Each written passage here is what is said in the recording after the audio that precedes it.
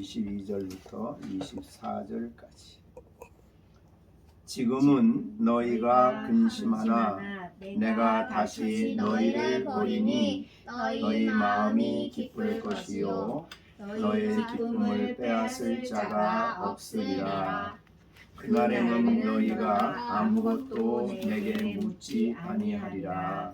내가 진실로 진실로 너희에게 이르노니 너희가 무엇이든지 아버지께 구하는 것을 내 이름으로 주시리라.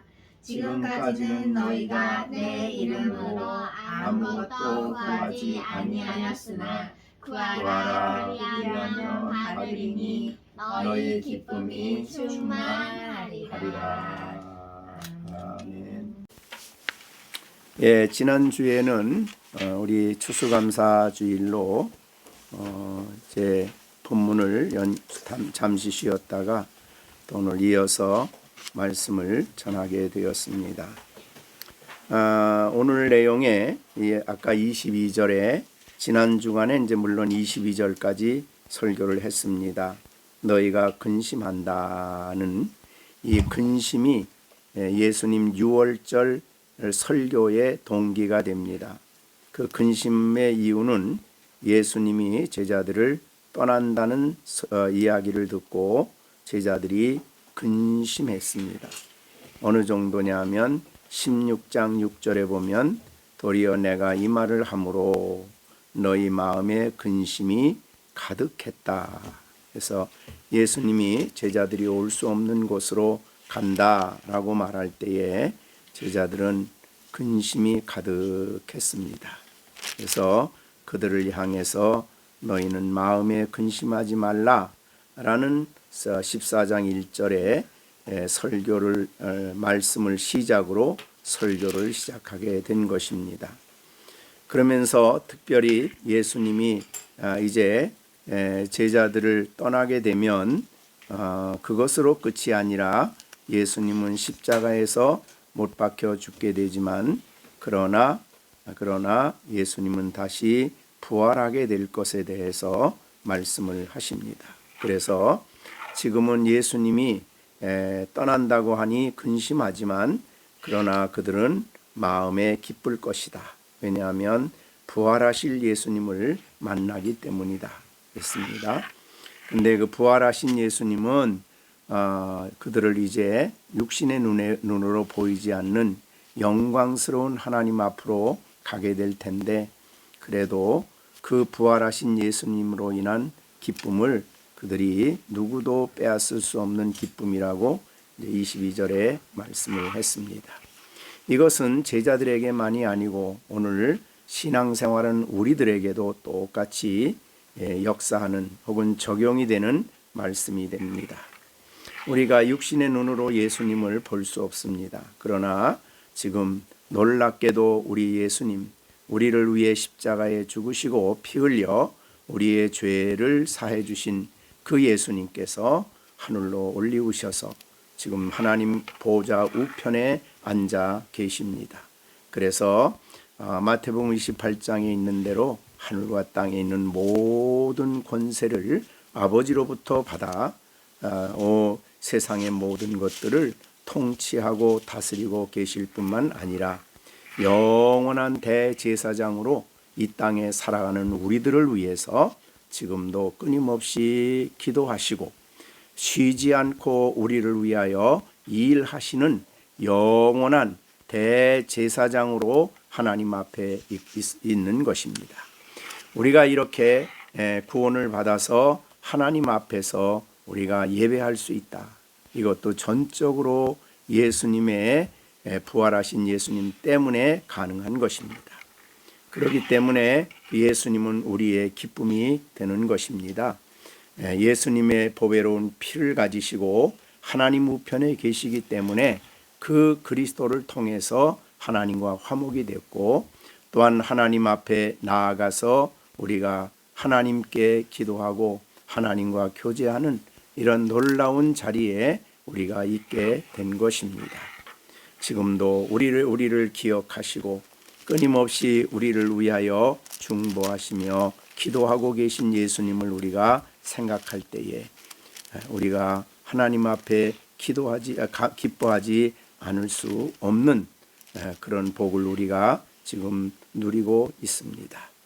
로마서 8장에 이 34절에 누가 정죄하리요? 죽으실 뿐 아니라 살아나신 이는 그리스도 예수시니 그는 하나님 우편에 계신 자요 우리를 위하여 간구하시는 자시니라. 지금 예수님은 자신의 보배로운 피를 가지고 하나님 앞에 계시기 때문에 예수 믿는 사람들을 누구도 정죄할 수 없는 이유는 그리스도 안에 있는 우리를 하나님이 의롭다고 선언하셨기 때문입니다. 하나님의 영원한 법정에서 우리는 의롭다 하심을 받았습니다. 그래서 하나님이 의롭다 하신 이를 누가 정죄하리요?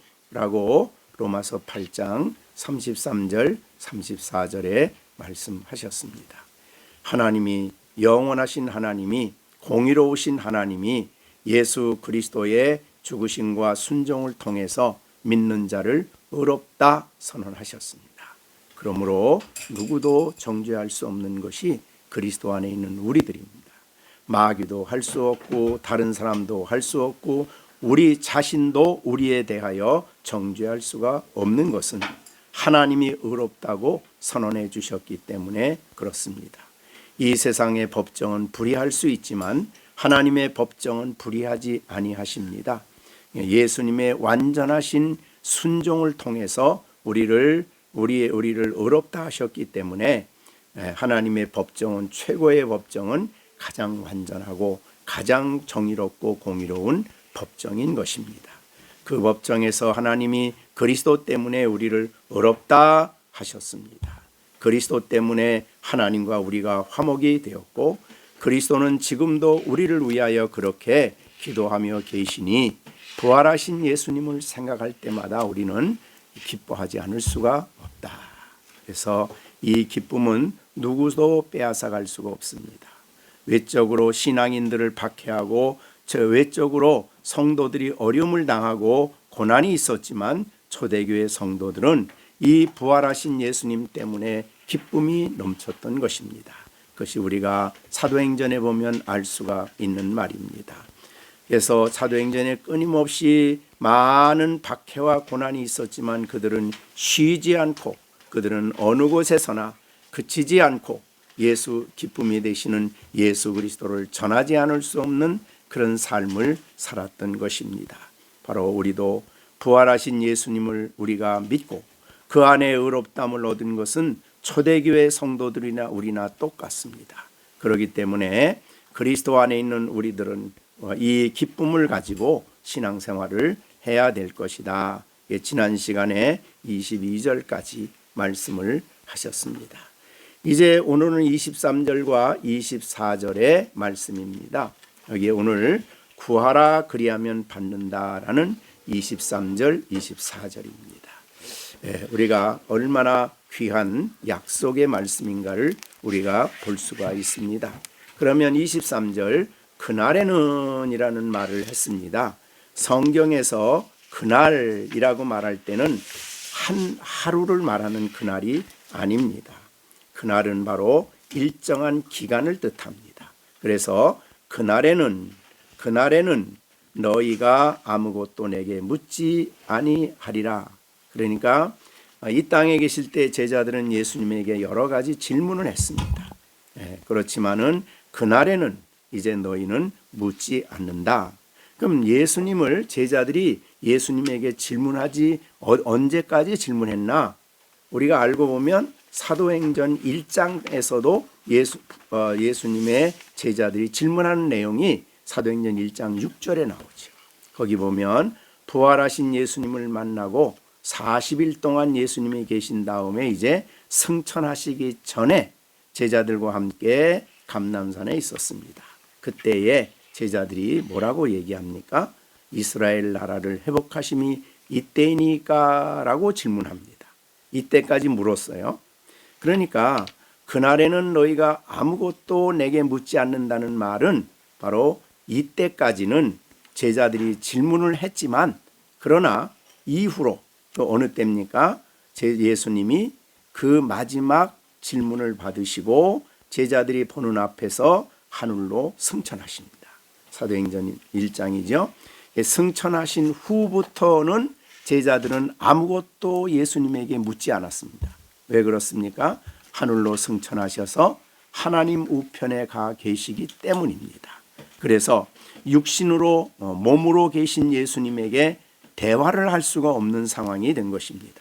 그래서 그날에는 너희가 아무것도 내게 묻지 않는다, 그런 말을 했습니다. 그래서 그럼 묻지 않으면 주님과 아무런 말씀도 나눌 수 없는가? 그렇지 않다는 것입니다. 그러면 이 예수님은 직접적으로 아무것도 묻지 아니하지만 특별한 은총을 주시는데 이제 그 성령을 보내주시는 일입니다. 그래서 그날에는 이 말은 일정한 기간입니다. 즉 예수님이 승천하시고 그리고 재림하신 다음에 우리는 주님을 만나 대화를 할 것입니다. 그러니까 재림하시기까지, 그러니까 이 땅에서 승천하셔서 재림하시는 그 전 기간이 너희에게 있다. 그런데 그것이 그날입니다. 그날.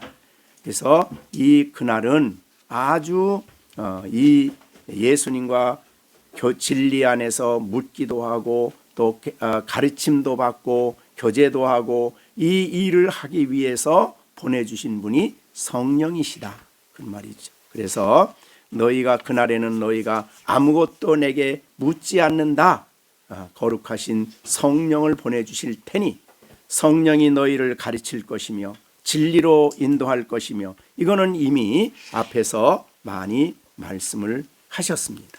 그래서 요한복음 14장에서 보면 26절에서 그 말씀을 하셨죠. 보혜사 곧 아버지께서 내 이름으로 보내실 성령 그가 너에게 모든 것을 가르치고 내가 너에게 말한 모든 것을 생각나게 한다, 그런 말씀을 하셨습니다. 그러니까 예수님이 지상에 계시는 동안에 주님과 제자들에게 이루어졌던 모든 일을 할 수 있는 분이 오신다. 그분이 바로 성령이시다. 그래서 또 다른 보혜사라는 말을 15장 28절에서 하신 것입니다.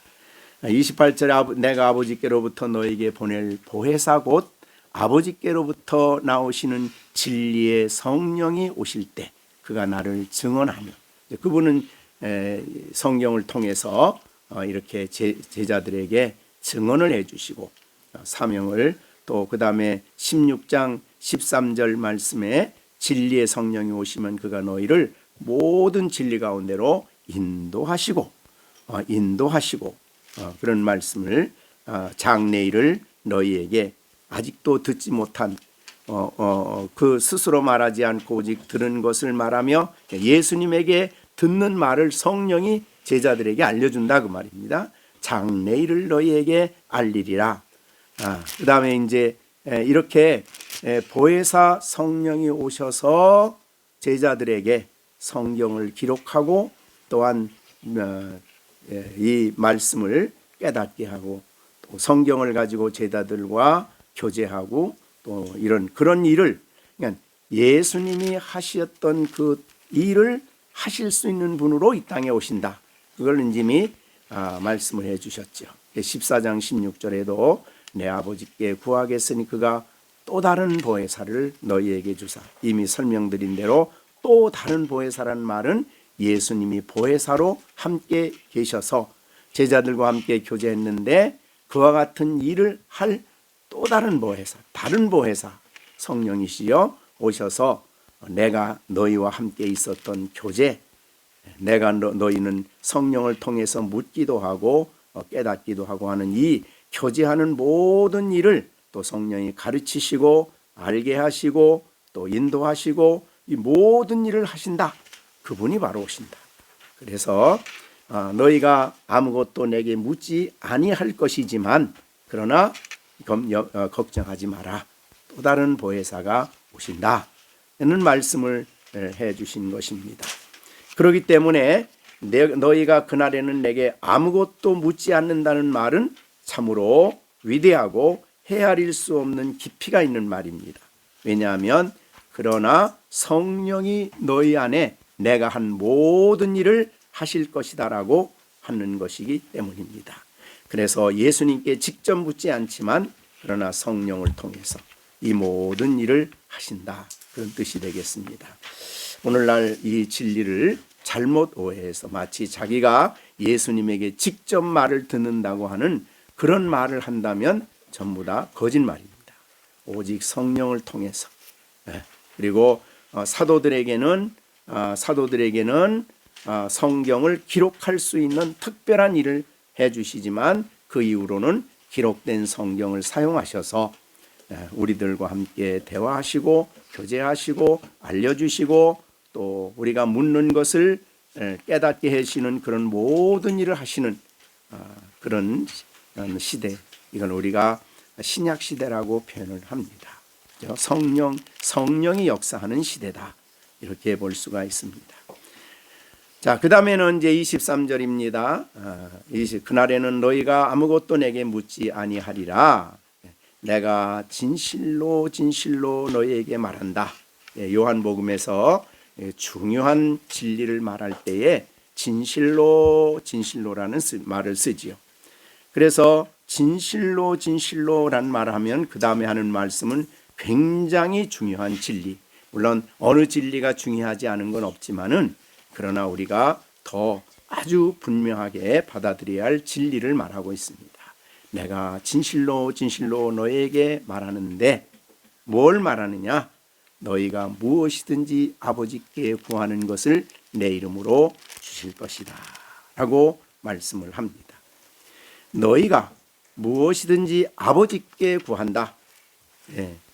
그것을 내 이름으로 너희에게 주신다 하는 이 엄청난 약속이죠. 자, 보면 너희가 무엇이든지 아버지께 구한다. 직접 구한다는 뜻이죠. 지금까지 한 것과 다르게 이제 예수 그리스도의 이름을 의지해서 아버지께 구한다. 그러면 아버지께서는 내 이름으로 주신다라는 약속입니다. 자, 아버지, 하나님을 아버지로 이야기하시는 겁니다. 그러니까 예수 그리스도를 믿는 사람들, 예수님이 이제 가셔서 십자가에서 구속을 완성하시고 부활하시고 하늘로 승천하신 다음에 제자들은 그 예수님을 의지해서 아버지께 나아가 구할 수 있는 그런 자리에 있게 된다, 그런 뜻이죠. 아버지께 구한다. 우리가 기도의 가장 중요한 원칙이죠. 그래서 아버지는 누굽니까? 하나님 아버지죠. 예수님의 아버지, 또 우리를 선택하셔서 아들에게 우리를 주신 그 아버지입니다. 그 아버지께서 우리가 구하게 되면 주님의 이름으로 구하는 너희에게 구하는 것은 무엇이든지 준다라고 말씀을 하신 겁니다. 자, 우리 아버지가 얼마나 부요한가를 알면 이 약속이 얼마나 위대한가를 깨닫게 됩니다. 이 하나님 아버지는 우리를 사랑하시는 아버지시죠. 그래서 얼마나 우리를 사랑하셨는지 우리를 물론 선택할 뿐만 아니라 우리로 하여금 하나님과 교제하며 영생을 얻게 하기 위해서 그의 하나밖에 없는 독생자를 보내주신 분입니다.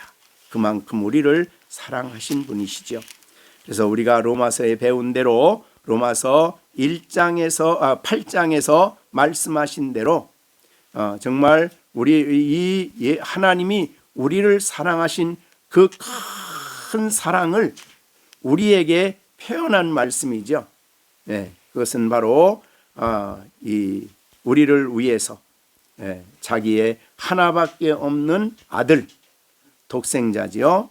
영원토록 함께 계셨던 하나밖에 없는 예수 그리스도를 우리를 위해서 조금치도 성경에 있는 대로 우리가 표현한다면 아끼지 아니하시고, 그죠? 하나밖에 없는 독생자를 우리를 위해서 아끼지 아니하시고 내어주신 분이 바로 우리 하나님 아버지십니다. 그래서 로마서 8장 32절이죠. 자기 아들을 아끼지 아니하시고, 이게 엄청난 일이죠. 영원하신 하나님이 성부와 성자와 함께 교제하셨던 그 영원전부터 하나 없는 그 독생자를 얼마나 사랑하셨습니까? 그래서 예수님은 아버지의, 우리들을 향한 아버지의 사랑을 말씀할 때에 요한복음에서 뭐라고 말씀하냐면 아버지가 나를 사랑함같이 내가 너희를 사랑한다. 그러니까 아버지와 아들의 사랑은 신적 사랑이요, 존재할 수 있는 모든 것을 표현해도 표현할 수 없는 완전하신 사랑이에요. 그 완전한 사랑으로 사랑하는 아들을 아끼지 아니하시고 우리 모든 사람을 위하여 내어주신 이가 바로 하나님이십니다. 그렇죠. 그분이 바로 우리 아버지십니다. 그러니까 우리가 이 내용은 정말 그 풍성한 내용과 그 깊이는 우리가 다 헤아릴 수가 없죠. 만유를 지으신 그 하나님이 그 놀라운 사랑으로 사랑하시는 그분이십니다. 그분이 우리를 그렇게 사랑하시는 뿐만 아니라 만물을 말씀으로 지으신 분이시고 모든 존재하는 것들에게 모든 것들을 충만케 할 수 있는 그 부요하신 그분이에요. 그러니까 부요하신 그분이 우리의 아버지신데 그분에게 우리가 구할 수 있게 해 주신 것이에요. 아버지께 구한다는 말씀이에요. 그 말이 있어요. 그러니까 우리는 하나님 아버지가 우리의 구함의 대상이 됐다는 이 말이 얼마나 놀라운가요? 세상의 부모는 자녀가 아무리 원해도 줄 수 없는 것들이 너무너무 많아요. 그러나 우리 하나님은 전능하시며 무한한 지혜를 가지시며 만물을 충만케 하시는 부요하신 그 하나님, 우리를 사랑하시는 그 하나님 아버지께 우리가 구할 수 있도록 하나님께서 말씀하신 겁니다. 그런데 너희가 무엇이든지 구하는 것은 내 이름으로 준다. 보십시오. 내 이름으로 준다는 게 뭡니까? 우리가 기도할 때에 예수님의 이름으로 기도할 뿐만 아니라 예수님의 이름을 통해서 우리에게 아버지로부터 구한 것이 온다는 거예요. 그러면 사실은 우리는 기도할 때에 우리가 좀 기도하다가 내가 부족해서 이게 이루어질까? 또 내가 이 정도 기도하는데 또 여러 가지 다른 이유로 나를 바라보게 되면, 나를 생각하게 되면 아버지가 정말 내가 구하는 거 주실까라는 생각을 하게 되는데 그 잘못된 생각이라고 말이죠. 내 이름 때문에 준다. 내 이름을 통해서 준다. 너의 기도가 내 이름을 통해 아버지께 아뢰어질 뿐만 아니라 아버지는 예수의 이름, 즉 예수가 있기 때문에 그리스도를 통해서 너희에게 아버지께 구하는 것을 주신다는 거예요. 얼마나 놀라운 보장이고 확신인지 몰라요. 그런데 너희가 무엇이든지란 말 했습니다. 이 무엇이다라는 말은 우리가 해석이 꼭 필요한 말이라 그랬어요. 내가 바라는 모든 것은 무엇이든지 그거 아니죠. 그래서 이거를 해석한 것이 요한복음 15장 7절 말씀이죠. 15장 7절에 너희가 내 안에 거하고, 그 다음에 내 말이 너희 안에 거하면 무엇이든지 원하는 대로 구하라, 그리하면 이루리라. 그래서 내 말이 너희 안에 거하면 그 말이에요. 자, 우리는 예수를 믿음으로 그리스도 안에 거하고 있습니다. 그죠? 그리스도 안에 연합되었죠. 근데 이제 우리에게 필요한 것은 주님의 말씀을 받는 일입니다. 그래서 주의 말씀이 우리 안에 거하면, 혹은 그 말씀을 읽고 성령께서 깨닫게 해주시고 감아주셔서 나에게 주신 말씀으로 내가 그 말씀을 붙들고 그 말씀이 뜻하는 바가 내게 이루어지도록 구할 때 아버지께서는 그 구하는 것을 예수님이 있기 때문에 예수님의 이름으로 주신다 이 말이죠. 이게 진리다, 이게 진실이다, 이렇게 말씀하는 거예요. 우리가 이 세상을 살면서 이와 같은 보장을 가지고 이와 같은 약속을 가지고 사는 하나님의 백성이 됐다는 것이 얼마나 놀라운 축복입니까? 그죠? 이 어려운 세상에, 이 힘든 세상에 우리가 혼자 살아가다 보면 우리가 부족하고 약하고 하고 싶어도 우리가 자녀들을 이렇게 좀 키워보고 싶어도 내 마음대로 잘 안 되고 뭐 부족한 게 너무너무 많죠. 그러나 아버지가 주신다. 아버지가 그들에게 필요한 것 주신다. 아버지가 그들에게 좋은 것, 그들의 영혼 속에 좋은 것 주신다. 그 말이죠. 그 대표적인 것이 바로 약속하신 성령이에요. 그죠? 우리가 누가복음 11장에서 말씀하신 그 내용이죠. 누가복음 이 11장 13절에 너희가 악할지라도 좋은 것을 자식에게 줄 줄 알거든 하물며 너희의 하늘 아버지께서 구하는 자에게 성령을 주시지 않겠느냐. 우리 시온이에게 성령을 주신다. 얼마나 엄청난 일이에요. 시준이에게 성령을 주시면, 성령의 감화를 주시면, 감동을 주시면, 성령이 은사를 주시면 우리가 얼마나 달라질까요? 얼마나 새로워질까요? 그렇기 때문에 우리가 아버지께 구하라는 것입니다. 구하라는 것입니다. 그러나 우리가 마태복음에 보면 조금 다르게 설명했죠. 여기는 성령이라 그랬지만은 마태복음 7장으로 넘어가 보면 조금 다르게 이야기를 좀 더 포괄적으로 말씀을 하시죠. 그래서 7장에 보면은 이 7절부터 얘기합니다. 구하라 그럼 너에게 주실 것이요 찾으라 그럼 찾을 것이요 문을 두드리라 그럼 너에게 열릴 것이니라. 구하는 이마다 받을 것이요 찾는 이는 찾아낼 것이요 두드리는 이에게 열릴 것이니라. 너희 중에 누가 아들이 떡을 달라 하면 달라면 돌을 주며 생선을 달라 하면 뱀을 줄 사람이 있겠느냐. 너희가 악한 자라도 좋은 것을 자식에게 줄 줄 알거든 하물며 하늘에 계신 너희 아버지께서 구하는 자에게 좋은 것입니다. 자, 구하는 자에게 좋은 것, 얼마나 좋은 것들이 많을까요? 그런데 우리가 이 좋은 것은 바로 하나님 아버지로부터 우리에게 주어지는 것은 좋은 것이에요.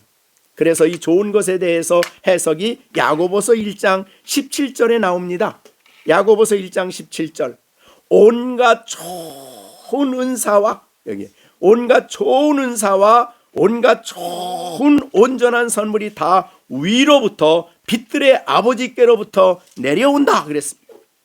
그러니까 우리 시온이를 위해서, 시준이를 위해서 하나님이 하늘의 좋은 것들로 주시는 거예요. 그죠? 내려오는 거예요. 야, 이게 얼마나. 다시 한번 읽습니다. 온갖 좋은 은사와 온갖 온전한 선물이 다 위로부터 빛들의 아버지, 우리 하나님 아버지요, 아버지로부터 내려와. 그는 변함도 없고 오늘 준다 그랬다가 금방 변해, 이렇게 하겠다 그러다 금방 변해. 그런 하나님이 아닙니다. 회전하는 그림자도 없으셔요. 그래서 그분은 뜻하신 대로, 약속하신 대로 그 일을 이루신다. 그래서 우리는 이 놀라운 하나님의 약속을 붙들고 우리가 신앙생활을 하게 되는 것입니다. 자, 그래서 우리가 우리 욕심껏 자녀들을 위해서 기도하는 게 아니라 아버지께서 가장 하늘의 좋은 것들로, 얼마나 좋은 게 많습니까? 아버지로부터 오는 건 다 좋은 거예요. 그래서 그것들로 채워주시도록 우리가 기도하고 간구해야 될 것이다. 그런 말이. 자, 그러면 오늘 이 본문에 주시는 이 말씀이 얼마나 놀랍습니까? 내가 진실로 너에게 이른다. 너희가 무엇이든지 아버지께 구하는 바를 내 이름으로 준다. 근데 잘못 구했어. 잘못된 거 구하면 어떻게 될까? 하나님이 다른 거로 바꿔주시. 그죠? 좋은 것으로 바꿔주시는 분이에요. 그래서 우리는 할 수 있는 대로 무엇이든지라는 말씀이 우리의 것이 되기 위해서는 반드시 성경을 읽으시고, 그죠? 말씀을 의지하고, 말씀을 붙들고 간절히 기도하는 거예요. 그죠? 무엇이든지 아버지께 구하는 것을 하나님 아버지입니다. 그냥 하나님이 아닙니다. 아버지께 구하는 것을 내 이름으로 주신다.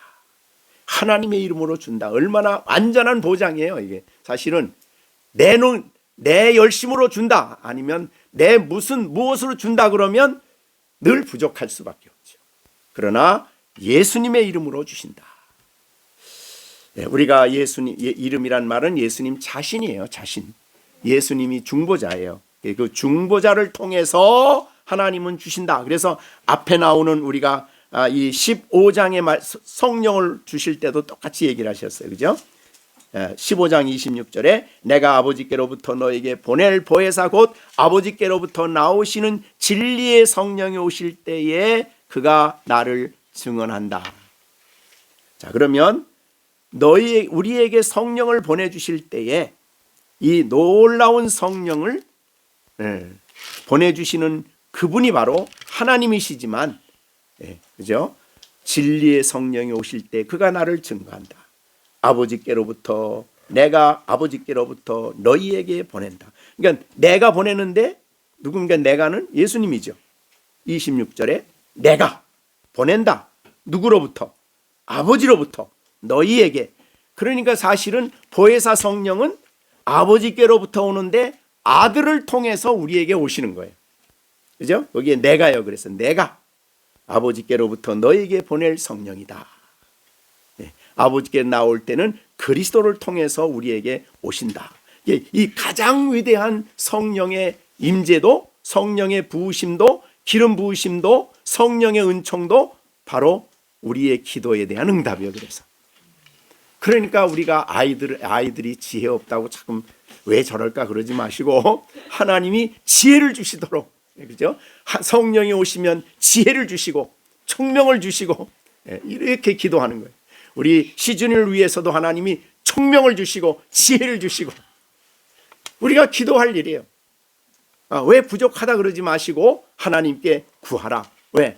세상에 악한 것을 구하는 게 아니라 하나님의 말씀을 의지해서 구하면 성령이 오셔서 뭘 해요? 예수님을 증거하니까 아이들의 마음에도 성령이 증거하시기 때문에 이제 점점 믿어지는 거예요. 확신이 되어지는 거예요. 자, 그리고 우리가 아까 야고보서에 말씀드린 대로 그것뿐입니까? 얼마나 많은 은사와 얼마나 많은 성령이 주시는 은사가 얼마나 많습니까? 그런 지혜와 총명을 하나님이 주신다. 물론 태어날 때에 부모로부터 선천적으로 받는 것도 있지만 그러나 성령이 주시는 놀라운 은사들도 있는 것입니다. 자, 우리가 성령이 주시는 은사는 고린도전서에서 말씀하셨죠. 고린도전서에 우리가 보면 성령이 주시는 은사에 대해서 너무나 많이 말씀을 하셨습니다. 고린도전서 12장이죠. 자, 성령이 주시는 은사가 얼마나 있는가 보십시오. 8절에 어떤 사람에게는 성령으로 말미암아 지혜의 말씀, 어떤 사람에게는 성령으로 같은 성령으로 지식의 말씀. 그러니까 지식적으로 성경을 잘 파악한다는 말이죠. 그 다음에 성경을 통해서 지혜, 다른 사람이 성령으로 믿음도 주시고 또 성령으로 병 고치는 은사도, 성령으로 능력 행함도, 성령으로 예언, 성령으로 분별, 성령으로 방언, 성령으로 통역, 뭐 이런 성령의 은사예요. 우리가 로마서에서는 조금 더 다른 면으로 또 은사를 많이 얘기하셨지 않습니까? 그죠? 성령이 이 하나님께서 이게 다 성령이 주시는 은사예요. 그래서 그 은사를 받게 되면 로마서 12장에서 말씀을 하셨죠. 그래서 거기 보면 이 성령이 주신 여러 가지 은사가 각각 다르니 12장 6절, 그죠? 섬기는 일, 가르치는 일, 위로하는 일, 구제하는 일, 다스리는 일, 긍휼을 베푸는 일, 사랑하는 마음, 뭐 다 이 은사와 관련된 거예요. 우리가 시준이에게 하나님이 사랑의 은사를 부어주시면 시온이 형을 사랑하게 되고 시준이가 그렇죠. 이렇게 우리가 시완이도 하나님께서 그 안에 은사를 주시면 하나님이 성령이 주시는 은사, 이건 선천적으로 주시는 은사가 아니에요. 그러니까 이런 것들을 위해서 우리가 하나님 앞에 힘써서 기도를 해야 되는 것입니다. 그죠?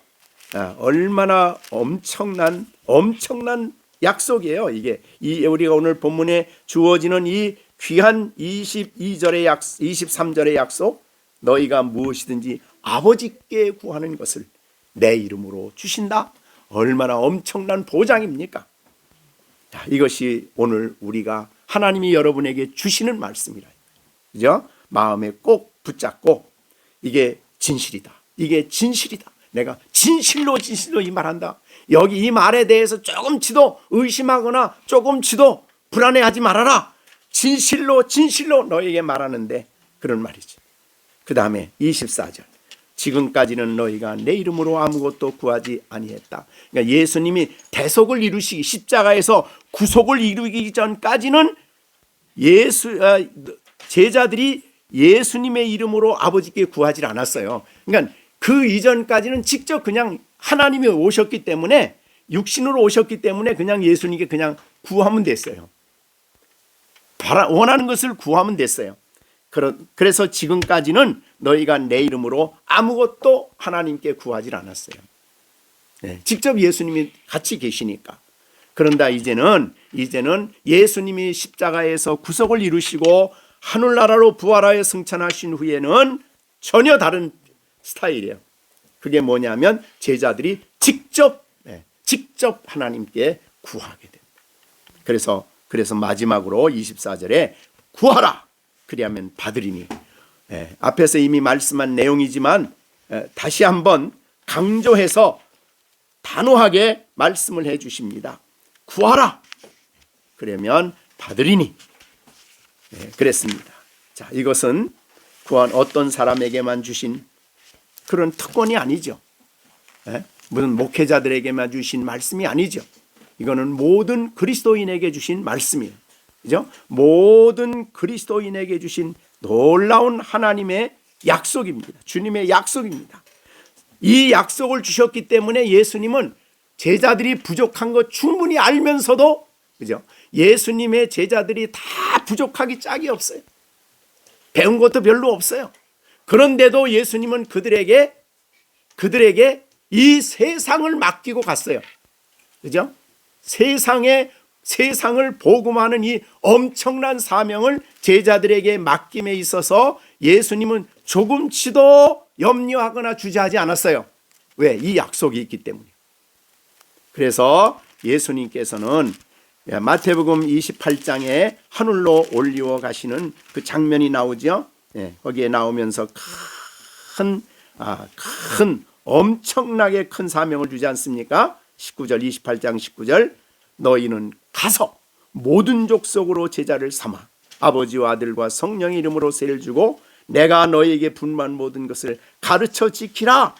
이 엄청난, 이 세상을 복음화시키고 이들을 통해서 교회의 기초를 놓는 이 엄청난 사명을 사도들에게 주신 거예요. 그 주신 이유는 뭡니까? 이 기도의 약속이 있기 때문이에요. 그래서 제자들은 예수님이 승천하신 다음에 바로 다른 거 하지 않고 기도하기 시작했죠. 사도행전 1장에서 기도하기를 전혀 힘쓸 때에 10일 만에 하늘로 올라가신 예수님이 아버지께 구하여 성령을 보내주신 것이 사도행전 2장의 내용이죠. 그래서 2장에 있는 그 말씀대로 오순절에 성령이 오셨고, 그것만입니까? 사도행전 전체에 보면은 전부 다 기도에 대한 응답이죠. 고난과 박해가 그들에게 올 때에 시련과 박해가 오는 것을 알고 그들은 모여서 함께 하나님께 기도하는 것이 사도행전 4장이잖아요. 그래서 기도할 때에 하나님 이 고난과 어려움을 없게 해주거나 이 시련이 없게 그러지 않았어요. 감당할 수 있게 용기 있게 복음을 전할 수 있게 해달라고 간절히 기도하고 4장 31절 사도행전 4장 31절에 보십시오. 뭐라고 합니까? 빌기를 다함에 모인 곳이 진동하더니 무리가 다 성령의 충만을 받았다. 그렇죠. 구하라 그러면 받으리니 너의 기쁨이 충만하다. 그게 바로 고대 문자 그대로 이루어진 거예요. 31절에 사도행전 4장 31절입니다. 그죠? 그 다음에 그들이 나가서 사도들도 이제 나가서 7집사가 흩어져서 복음 전하는 내용이 8장에 기록되어 있는데 빌립이라는 사람이 사마리아에 가서 복음을 전했어요. 그죠? 복음을 전했는데 나중에 복음 들었다는 소식을 듣고 요한과 베드로가 가서 보니 제자들이 세례만 받았고 성령이 아직 오질 않았어. 그래서 기도를 시작하죠. 8장 15절 사도행전 8장 15절에 그들이 내려가서 그들을 위해서 성령 받기를 기도하며, 그죠? 성령 받기를 기도했죠. 이거 잘못 생각하면 15절 보세요. 그랬더니 기도 받기를 기도하니 이에 아직 한 사람도 성령을 내리신 일이 없고 오직 주 예수 이름으로 세례만 받았을 뿐이더라. 이에 두 사도가 그들에게 안수함에 성령을 받는지라. 보십시오. 17절만 보면 어떻게 돼요? 뭐 해서 성령 받은 것 같아요? 안수하니까. 그렇죠? 17절 그랬잖아요. 이에 두 사도가 그들에게 안수함에 성령. 그러나 사실은 안수하는 것은 하나의 잠시 형태고 사실은 15절이 먼저 앞에요. 뭐 했어요? 그들을 내려가서 그들을 위하여 성령 받기를 기도하니까. 기도에 대한 응답이지 안수 때문에 성령 받은 게 아니라 기도에 대한 응답이었어요. 자, 그래서 이 놀라운 역사가 이제 일어나고 그 후로 이제 계속적으로 사도행전의 모든 역사는 기도에 대한 하나님의 응답. 그러니까 오늘 보신 요한복음 16장 24절 구하라 그러면 받으리니 이 말씀이 성취된 것이 사도행전이에요. 그런데 이것은 사도행전으로 끝이 아니죠. 2000년 교회 역사, 정말 성경에 기록할 만한 교회 역사는 전부 다 구하라 그러면 받으리니 이 말씀이 성취된 것을 기록한 역사가 교회 역사예요. 기도하지 않을 수가 없는 거예요. 그러니까. 그죠? 그런데 받으면 어떻게 돼요? 기도로 받으면 어떻게 돼요? 너의 기쁨이 충만한다 그랬어요. 왜 기쁨이 충만해요? 그래서 우리 이걸 잘 아셔야 됩니다. 내가 기도했으니 됐다 그래서 기쁜 게 아니라 여기 말씀대로 예수님이 하늘로 올려 가셨고 아버지께 구하여 성령을 보내주실 뿐만 아니라 이제 성령의 감동으로 기도하니 하늘에 계신 아버지께서 아들의 기도를 중보를 들으시고 우리에게 주신 거예요. 그러니까 하나님이 그렇게 하신 것을 생각하니 기쁘다 그 말이죠. 모든 기쁨은 하나님이 그렇게 하셨기 때문에 나의 기도를 들어주셨고 우리의 간구를 들어주셨고 역사하셨기 때문에 이런 기쁨이 그 안에 있었던 것이다. 그렇게 볼 수가 있습니다. 자, 그래서 지금까지는 너희가 내 이름으로 아무것도 구하지 아니하였으나 구하라 그리하면 받으리니 너의 기쁨이 충만하리라. 새로운 시대가 열리는 거예요. 이제 제자들이 이제 나는 부족합니다 이 말을 할 필요가 없어요. 이제는. 그죠? 하나님 아버지 앞에 구할 수 있는 이 엄청난 약속이 있기 때문에 그들은 끊임없이 기도하면서 사도행전에 일어난 엄청난 일들을 이룰 수가 있었어요. 그러니까 사도행전의 교회 역사, 사도행전의 교회 역사가 이렇게 엄청난 일이었다면 그거는 사도들이 위대해서가 아니지요. 그들의 기도에 대한 주님의 하나님의 응답이었어요. 그 응답이 일어난 것이 바로 교회 모습에 드러난 모습이죠. 네, 교회의 일은 지금도 끊임없이 그렇게 이런 사람들에 의하여 하나님의 교회가 새로워지고 자라는 세대들이 바른 믿음을 갖게 되고 그렇게 되는 것입니다. 자, 우리가 이제 로마서를 배웠으니까 왜 구약 시대 성도들은 그렇게 하나님 말씀을 율법을 듣고 늘 그들이 좀 제도적으로 광야에서 지나면서 그렇게 끊임없이 원망하고 불평했습니까? 성령 충만이 아니에요. 요엘 시대 이후로 요엘이 예언한 대로 사도행전 이후의 교회는 이전의 교회와는 근본적으로 다른 겁니다. 구약 성도들이 그렇게 끊임없이 실패했던 중요한 이유는 우리가 하나님이 주시는 율법을 다 지키겠습니다. 그 약속을 한 거 아니에요. 그래? 그럼 율법을 줘보라. 예수님 주셨죠. 그러니 자기 안에 죄성이 남아있으니 이게 됩니까? 그래서 로마서 6장 7장이 그래서 나오는 거 아니에요. 원함은 있지만은 행하는 것이 없어. 율법을 듣고 원하지만은 금방 달라져. 금방 변해. 생각이 금방 변하고 얼마나 이 말씀을 지킬 수 없는 그런 모습들을 잘 보여준 게 구약의 역사예요. 그래서 신약의 예수님께서는 우리들의 능력에 맡긴 게 아니라 하나님의 거룩한 보혜사를 보내주시고 그를 통해서 끊임없이 하나님 앞에 기도해서 아버지 하나님으로부터 모든 좋은 것 성령의 은총을 받기를 원하셨던 거예요. 그렇기 때문에 이건 교회에 주신 약속이지 사도들에게만 준 약속이라고 생각하면 안 됩니다. 특별한 사람들에게만 준 약속이 아닙니다. 그러니까 지금도 이 약속을 붙들고 가장 아버지로부터 오는 좋은 것들, 정말 하늘로부터 오는 좋은 지혜, 총명, 모든 은사, 필요한 것들, 우리가 자녀들을 위해서 부모도 기도하는 거예요. 나를 위해서도 간구하는 거예요. 나를 위해서도 부족하지만 하나님으로부터 이 좋은 것들이 오시를 약속을 붙들고 기도하면 이것은 하나님이 신실하시고 하나님은 거짓이 없으셔요. 그렇기 때문에 거짓 없은 그분이 그 말씀을 우리 가운데 이루신다는 것을 우리에게 보여주신 것입니다. 그러니까 우리가 늘 말씀드리지만 성경의 역사, 하나님 나라의 역사는 우리가 잘못 생각하면 아브라함이 위대하다든가 그 다음에 또 루터가 위대하다든가 칼빈이 위대하다든가, 물론 그분의 한 쓰여진 일이 귀하긴 하지만 그러나 성경은 그들의 위대함을 드러내는 책이 결코 아니라는 거예요. 그래서 자랑할 게 없는 거예요, 사람들은. 그래서 우리가 성경의 사람들을 보면은 있는 모습 그대로 얘기하잖아요. 그죠? 그들의 실패를 그대로 얘기하잖아요, 성경은. 조금치도 가감없이 이스라엘 민족이 제일 위대하게 생각하는 사람이라면 아마도 모세나 다윗이나 아브라함 이런 사람 생각할 수 있을 거예요. 족장, 이삭, 야곱. 그런데 그들의 얘기를 성경을 쓸 때는요, 그들이 죄진 건 그대로 드러내요. 근데 다윗을 기록할 때 아마 우리나라 같으면 딴 얘기 안 할 거예요. 좋은 얘기만 하지. 근데 기회 있을 때마다 밧세바 얘기를 하셔. 성경에 그걸 써. 성경이 그래서 하나님 말씀이에요. 그러니까 다윗이 사실은 위대한 게 아니라 다윗이 다윗 속에 역사하시고 은혜를 주셔서 그 일을 감당케 하신 분이 하나님이시니까.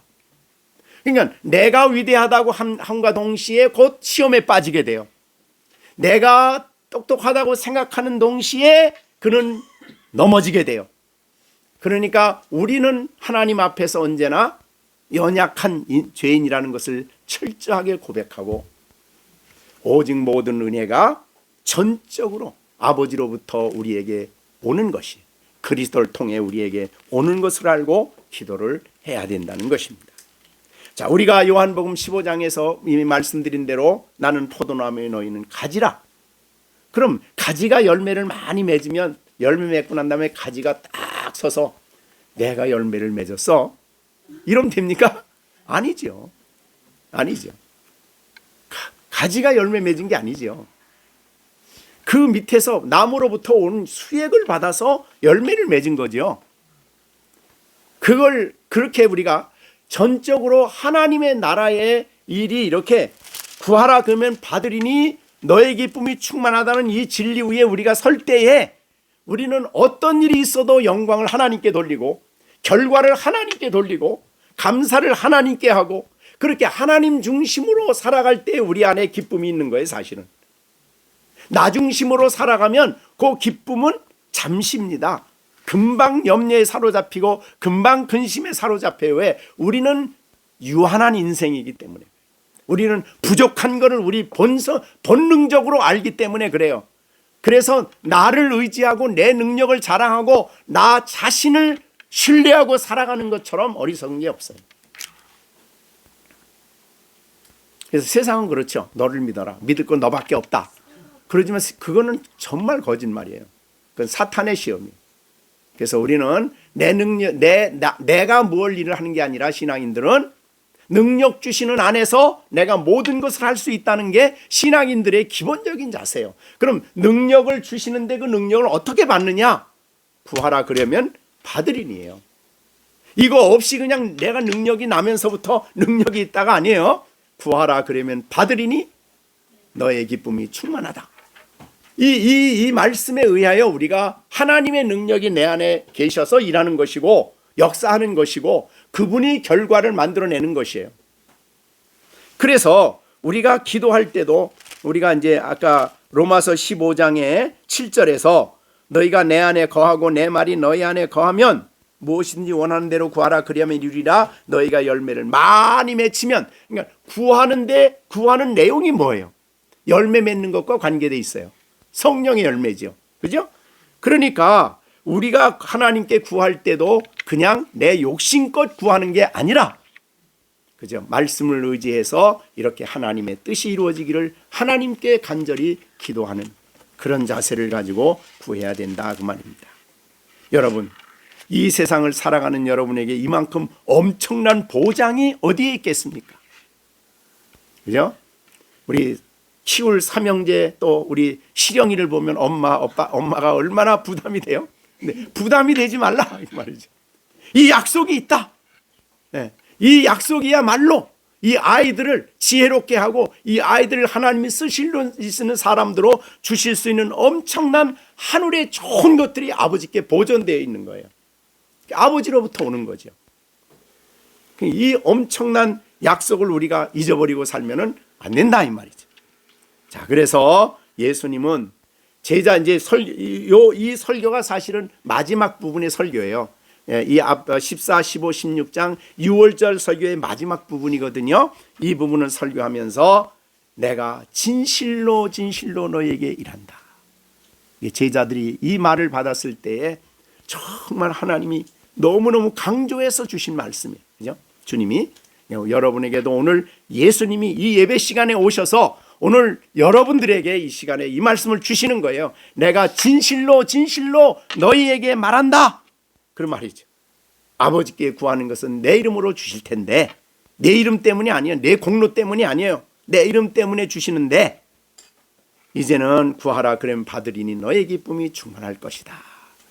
두 절이지만은 엄청난 축복이에요. 이 엄청난 감동이에요. 감격스러운 말씀이에요. 네, 이 말씀을 잊지 말고 오늘 예배 속에 주신 이 말씀을 실천해서 여러분 자신이 인생을 사실 때도 하나님이 주시는 이 부요함을 가지고 사시고 우리의 자녀들도 여러분의 기도로 받은 그 풍성한 부요함을 따라 하나님의 사람들로 살아가는 놀라운 역사가 있어서 나중에 우리 시준이가 또 시온이가 시령이가 커서 내가 나된 것은 하나님의 은혜지만 엄마 아빠의 기도로 내가 이런 사람이 됐다라고 말할 수 있는 그런 아이들이 돼야 돼. 사실은 그런 아이들이야말로 어떤 자리에서든지 생각을 해. 어떤 자리에서든지 그 놀라운 엄마 아빠의 기도를 잊을 수가 없어. 그렇게. 자, 그래서 엄마 아빠 기도가 제리다가 아니라 그 엄마 아빠의 기도로 아버지가 하나님이 나에게 베풀어 주신 은혜와 내 이 삶 속에 있어야 하는 모든 것들을 주신 게 너무너무 크다라는 것을 아이들이 고백할 수 있어야 됩니다. 그렇게 되도록 여러분들이 이 말씀을 오늘 우리의 삶의 지표로 삼고 기도하는 여러분들 꼭 되시기를 간절히 축복합니다. 기도하겠습니다. 이제는 우리 주 예수 그리스도의 은혜와 하나님 아버지의 넓고 크신 사랑과 성령의 감화 인도 충만케 하심이 오늘도 주의 말씀을 듣고 이 말씀 능력과 역사 안에 살아갈 것을 다짐하는 우리 열린샘교회 식구들 가운데 이제로부터 영원토록 함께 계실지어다. 아멘.